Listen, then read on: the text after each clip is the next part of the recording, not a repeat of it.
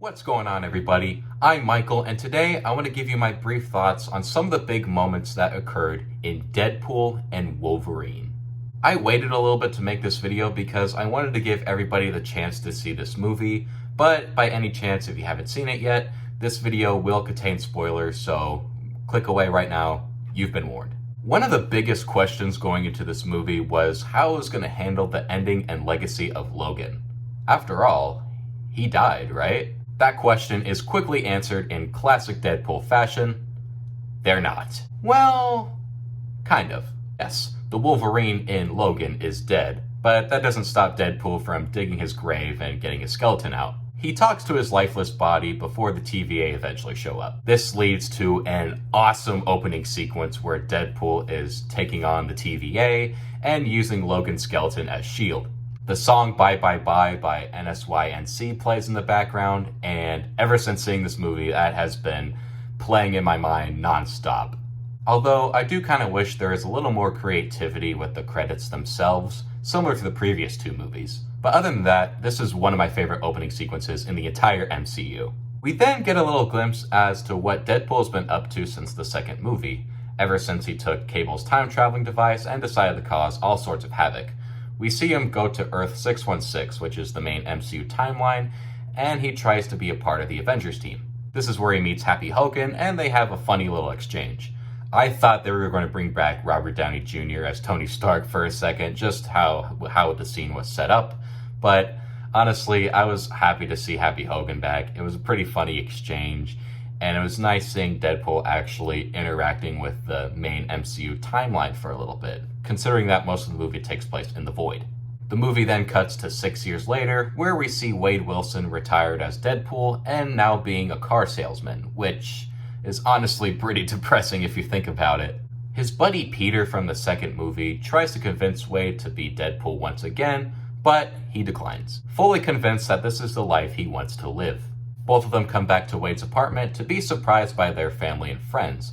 It is Wade's birthday party, and there's been a lot happening in his personal life since the ending of the second movie. Not only did Wade retire as Deadpool, but his relationship with his girlfriend Vanessa has been pretty rocky, to say the least. It's heavily implied that they've broken up and are seeing different people. At least Vanessa is. We do get some time to catch up a little bit with some of the side characters, such as Colossus, Dopender, and Negasonic Teenage Warhead. Although I'm still pretty disappointed that they didn't get Domino in here. We do get some time to catch up with the side characters, but it's not a whole lot, and I really wish they were in this movie a little bit more, considering that they were a big part of the first and second movie. I get that this movie is mainly about Deadpool and Wolverine, but still. Wade eventually makes his birthday wish and gets a knock at the door. Lo and behold, it's the TVA, and they're gonna take him in. We then meet Mr. Paradox, and some exposition unfolds. In Deadpool's words, it's a lot of exposition for a threequel. This leads to Mr. Paradox giving Wade a choice. Either return to his universe, but it's eventually going to be completely erased, or join the Sacred Timeline, which is the main Marvel Cinematic Universe, Earth 616. He chooses the former, but that doesn't stop him from going through different universes to recruit a Wolverine to save his universe. The main Wolverine from the Fox universe has died, of course, and since he was the anchor being, the main universe that Deadpool inhabits in is going to be completely erased. But Mr. Paradox is like, you know what? I'm going to speed the entire process and you're all going to die. It's kind of convoluted in a way, but it does make sense for the plot. This leads to a really entertaining sequence where Deadpool travels through the multiverse to recruit a Wolverine for his mission. You see Hugh Jackman's Wolverine in many different ways. You see a comic-accurate version where he's a bit shorter, one where he's an old man, and one that isn't played by Hugh Jackman, but is played by Henry Cavill. He eventually drops by a universe where Wolverine's at a bar, just kinda drinking his feelings.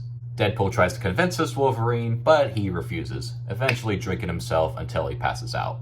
He then takes Wolverine back to the TVA, where Mr. Paradox is completely flabbergasted by this whole thing, considering this Wolverine as the worst Wolverine after what happened in his timeline. Basically describing him as a thing of legend, but not in a good way. He let down his entire world, in his words. Both of them are sent to the void, and this is where the real fun begins. I mentioned this in my non-spoiler review, but holy crap.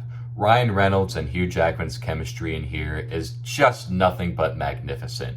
It heavily reminded me of a buddy cop movie from the late 90s to the early 2000s. You have two opposites, Deadpool being the smartass, and you have Wolverine being all serious and everything. It really leads to some great moments in The Void. You have their first fight right behind the 20th Century Fox logo, and you have their fight in the Honda Odyssey later on in the movie, which might just be my favorite scene. It is just hilarious. Both of them butt heads throughout the entire movie, and they come across many different characters. Some of the main takeaways I got from this movie is that somehow they got Chris Evans back, not as Captain America, but as the Human Torch. You have Jennifer Gardner as Elektra, Wesley Snipes as Blade, and Channing Tatum as Gambit. Daphne Keane also comes back as X-23. The thing I really like about these cameos is that not only are they really fun, but they actually serve a purpose in the story as they try to get Deadpool and Wolverine out of the Void. Like I said in my previous review, some of these characters I did not expect them to return at all. The big two surprises for me were Wesley Snipes as Blade and my personal favorite cameo, Channing Tatum as Gambit. Each character gets their own chance to shine, and one of my favorite sequences in the entire film is the scene between Wolverine and X-23 by the campfire. X-23 talks about how much Logan meant to her and the other mutants that escaped that fateful day, along with trying to convince Wolverine to join for the big final fight. It's a really bittersweet callback to Logan, and it got me choked up a little bit. The main fight between our heroes and Cassandra Nova happens, and it eventually leads to Nova opening up a portal for Deadpool and Wolverine to return to their respective universes. Deadpool and Wolverine get back to their universe, but it's not all good.